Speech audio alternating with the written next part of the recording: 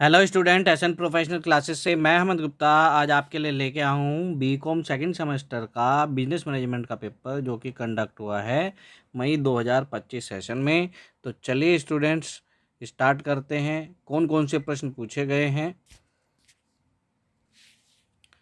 तो first question है, निर्देशन का प्राथमिक लक्ष्य क्या है? What is the primary goal of direction? तो स्टूडेंट्स इसका जो करेक्ट आंसर है वो है गाइडेंस यानी कि मार्गदर्शन। ऑप्शन नंबर बी इसका करेक्ट आंसर है। स्टूडेंट्स इससे पहले हमने पहले 40 क्वेश्चन का सेशन अपने चैनल पर ऑलरेडी अपलोड किया हुआ है। यदि आपने उसे नहीं देखा तो उसे भी ज़रूर कंसीडर कर लेंगे। चलिए देखते हैं नेक्स्ट क्वेश्चन क्या पूछा गया है। नेक्स्ट क्वेश्चन पूछा गया है, which technique issued in direction? निर्देशन में कौन सी तकनीक का उपयोग होता है? तो इस प्रश्न का जो करेक्ट आंसर है वो है सुपरविजन, पर्यवेक्षण। ऑप्शन नंबर ए इसका करेक्ट आंसर है।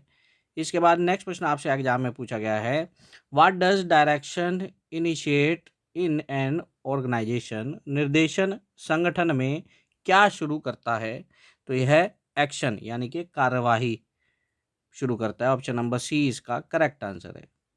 इसके बाद नेक्स्ट प्रश्न है आपका, what is a feature of direction? निर्देशन की विशेषता क्या है? तो निर्देशन की विशेषता है कंटिन्यूटी किसी भी काम की यानी कि कंटिन्यूअस। ऑप्शन नंबर बी यानी कि निरंतर इसका करेक्ट आंसर है। इसके बाद नेक्स्ट प्रश्न आपसे पूछा गया है, what is coordination in management? प्रबंधन में समन्वय का क्या अर्थ है? तो यहाँ पे समन्वय का अर्थ है इंटीग्रेशन। ऑप्शन नंबर डी एकीकरण इसका करेक्ट आंसर है। इसके बाद नेक्स्ट प्रश्न पूछा गया एग्जाम में students, what does coordination ensures? समन्वय क्या सुनिश्चित करता है? ऑप्शन दिए गए हैं ABCD, तो इसमें जो करेक्ट आंसर है आपका है वो है हार्मनी यानी कि सामंजस्य है। ऑप्शन नंबर ए इसका करेक्ट आंसर होगा। इसके बाद नेक्स्ट प्रश्न आपसे पूछा गया है, what is the nature of communication? संचार की प्रकृति क्या है? टेम्परेरी है, रिजिड है, स्टैटिक है या डायनेमिक है? तो स्टूडेंट्स इस क्वेश्चन का जो करेक्ट आंसर है वो है डायनेमिक यानी कि गतिशील इसका करेक्ट आंसर है। इसके बाद नेक्स्ट प्रश्न आपसे एग्जाम में पूछा गया है, what is the first step in communication process? तो संचार प्रक्रिया का पहला चरण क्या है? फीडबैक है, डिकोडिंग है, एनकोडिंग है या रिसीव है? तो इस क्वेश्चन का जो करेक्ट आंसर है वो है एनकोडिंग यानी कि संकेतन। ऑप्शन नंबर सी इसका करेक्ट आंसर है। इसके बाद नेक्स्ट प्रश्न पूछा गया है, which type of communication is written? कौन सा संचार प्रकार लिखित है? तो इसका जो करेक्ट आंसर है वो है वर्बल। वर्बल, ओरल और रिटन दोनों प्रकार से हो सकता है। अगर फॉर्मेशन की फॉर्म में बात करें तो फॉर्मल, बेटर कनेक्ट जो ऑप्शन है इसमें वर्बल यानी कि मौखिक इसका करेक्ट आंसर है। इसके बाद नेक्स्ट जो क्वेश्चन पूछा गया है, what is a barrier to communication? संचार में अवरोध क्या है? तो नॉइज, शोर। किसी भी कम्युनिकेशन में यदि शोर होगा तो प्रॉपर कम्युनिकेशन नहीं हो पाएगा। चलिए नेक्स्ट प्रश्न जानते हैं। तो नेक्स्ट प्रश्न आपसे पूछा गया है, विच कम्युनिकेशन टाइप्स इज ग्रेविन? कौन सा संचार प्रकार अफवाह है? तो इसका जो करेक्ट आंसर है वो है इनफॉर्मल, अनौपचारिक। ऑप्शन नंबर बी इसका करेक्ट आंसर है। अब इसके बाद नेक्स्ट प्रश्न जानते हैं। तो नेक्स्ट प्रश्न आपसे पूछा गया है, what is the core of motivation? अभिप्रेरणा का मूल क्या है? तो इंस्पिरेशन है। ऑप्शन नंबर ए इसका करेक्ट आंसर है, प्रेरणा। इसके बाद नेक्स्ट प्रश्न आपसे पूछा गया है, who proposed the hierarchy of need या need hierarchy theory by propounded by? ऐसे भी आपसे क्वेश्चन पूछ सकता है। दोनों का अर्थ क्या है कि आवश्यकता का पदानुक्रम किसने किसने प्रस्तावित किया था? वेरी वेरी मोस्ट इंपॉर्टेंट है। तो इसका जो करेक्ट आंसर है वो है अब्राहम मास्लो। पूरा नाम जो है अब्राहम मैस्लो है, यहाँ पे शॉर्ट में दिया हुआ है मैस्लो, तो मैस्लो लिखेंगे। ऑप्शन नंबर डी इसका करेक्ट आंसर है। इसके बाद नेक्स्ट जो करेक्ट क्वेश्चन पूछा गया है ये है, what does McGregor's theory Y assumes? McGregor का सिद्धांत वाई क्या मानता है? सिद्धांत वाई मोटिवेशन, प्रेरणा। ऑप्शन नंबर ए इसका करेक्ट आंसर है। चलिए नेक्स्ट जो क्वेश्चन पूछा गया है वो पूछा गया है, what is Ouchi's theory Z based on? पूरा नाम है विलियम आउची। क्या है कि विलियम आउची का सिद्धांत जेड किस पर आधारित है? इस क्वेश्चन का आंसर जानने से पहले स्टूडेंट्स ये जो क्वेश्चन है आप इनके थ्योरी और प्रोपाउंडर के नाम जरूर ध्यान रखेंगे। आपसे जरूरी नहीं है डायरेक्ट ऐसे क्वेश्चन पूछ ले, ऐसे भी पूछ सकता है कि जेड थ्योरी किसने दी थी, विलियम आउची ने दी थी, या विलियम आउची ने निम्न में से कौन सा सिद्धांत दिया था, तो वहाँ पे थ्योरी दी हुई हो सकती है। तो ऐसे भी आपसे क्वेश्चन पूछ सकता है। तो एक ही क्वेश्चन से मल्टीपल क्वेश्चन पूछ सकता है, बन सकते हैं। आपको इस तरीके से तैयारी करनी है। तो क्या है कि विलियम आउची ने किस सिद्धांत को प्रतिपादित किया था, जड़ सिद्धांत को प्रतिपादित किया था। अब आ जाइए क्वेश्चन पर। क्वेश्चन में क्या कह रहा है कि विलियम आउची का सिद्धांत जड़ किस पर आधारित था, तो यह कोलेबोरेशन यानी कि सहयोग पर आधारित था।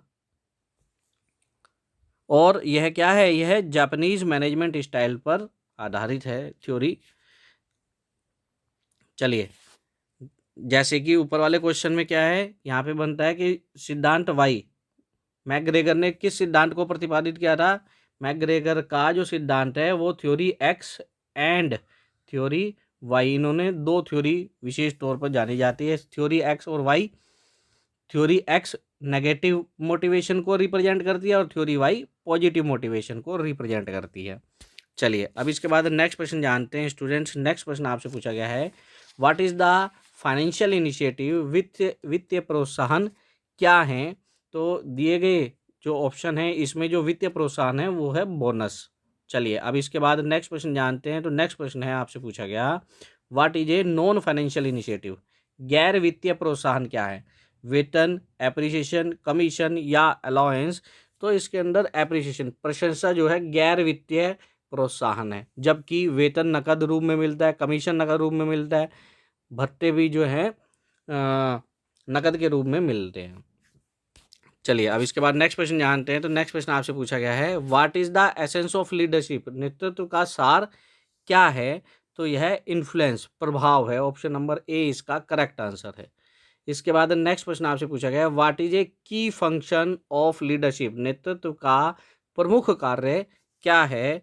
तो यह है टीम बिल्डिंग, टीम निर्माण। ऑप्शन नंबर ए इसका करेक्ट आंसर है। अब इसके बाद नेक्स्ट क्वेश्चन जानते हैं। तो नेक्स्ट क्वेश्चन आपसे पूछा गया है, which leadership style is employ oriented, कर्मचारी उन्मुख है। तो इसमें जो करेक्ट आंसर है वो है डेमोक्रेटिक, लोकतांत्रिक। ऑप्शन नंबर सी इसका करेक्ट आंसर है।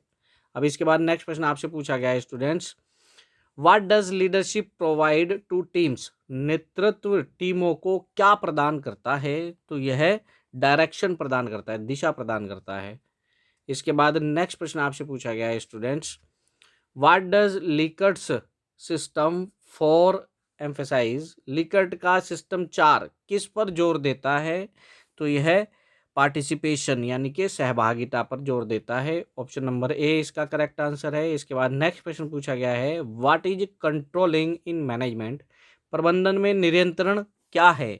तो प्रबंधन में नियंत्रण मॉनिटरिंग को रिप्रेजेंट करता है यानी कि निगरानी को। ऑप्शन नंबर ए इसका करेक्ट आंसर होगा। अब इसके बाद नेक्स्ट क्वेश्चन जानते हैं स्टूडेंट्स। तो नेक्स्ट क्वेश्चन आपसे पूछा गया है, which step initiates the controlling process, नियंत्रण प्रक्रिया कौन सा कदम शुरू करता है। तो यह सेटिंग यानी कि निर्धारण। ऑप्शन नंबर सी इसका करेक्ट आंसर है। इसके बाद नेक्स्ट क्वेश्चन आपसे पूछा गया, controlling ensures alignment with which aspects, नियंत्रण किस पहलू के साथ संरेखण सुनिश्चित करता है। तो यह गोल यानी कि लक्ष्य। ऑप्शन नंबर ए इसका करेक्ट आंसर है। इसके बाद नेक्स्ट प्रश्न पूछा गया है, विच की बेनिफिट्स ऑफ कंट्रोलिंग, नियंत्रण का प्रमुख लाभ क्या है।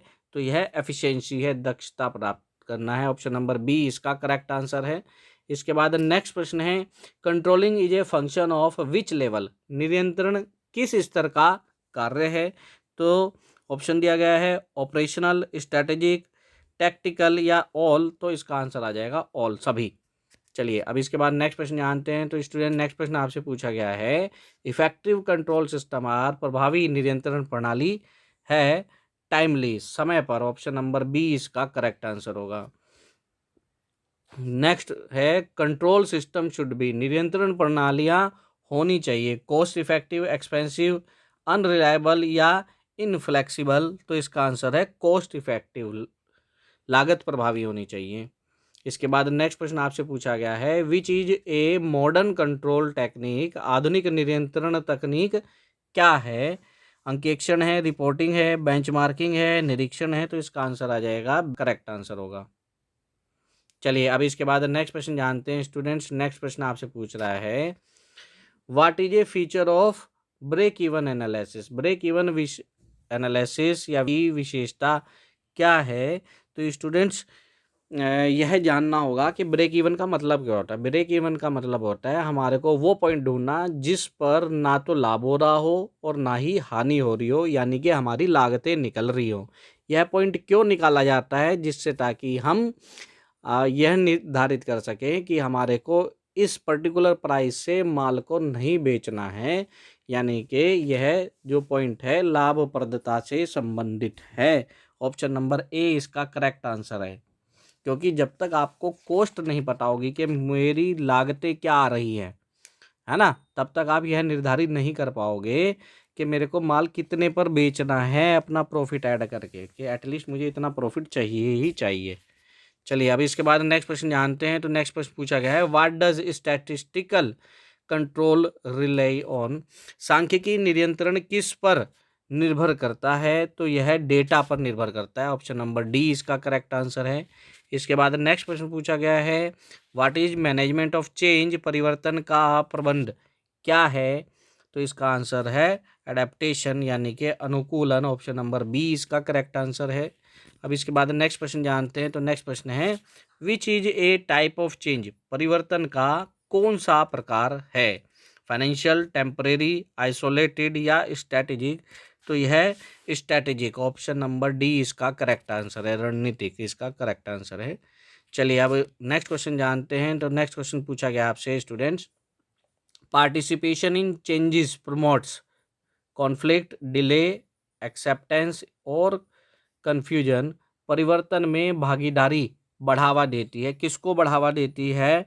यह एक्सेप्टेंस, स्वीकृति को। पार्टिसिपेशन जो है परिवर्तन में भागीदारी बढ़ावा देती है, किसको, स्वीकृति को। तो स्टूडेंट्स ये थे एग्जाम में पूछे गए टोटल 75 क्वेश्चन के आंसर।